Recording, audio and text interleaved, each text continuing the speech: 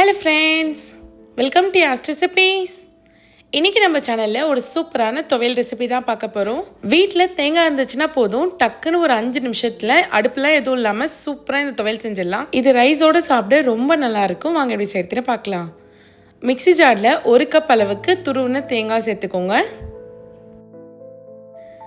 இது கூடவே ஒரு 10 போல் சின்ன வெங்காயம் சேர்த்துக்கலாம்.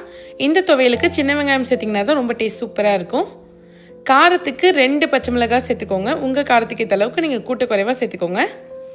ஒரு கொத்து ஃப்ரெஷ்ஷான கருவேப்பிலை சேர்த்துக்கலாம். ஒரு சின்ன நெல்லிக்காய் சைஸ் அளவுக்கு புளி சேர்த்துக்கோங்க.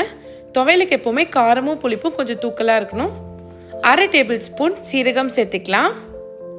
கொஞ்சமாக உப்பு சேர்த்துக்கோங்க. நான் 1/2 டேபிள் ஸ்பூன் போல் உப்பு சேர்த்துருக்கேன்.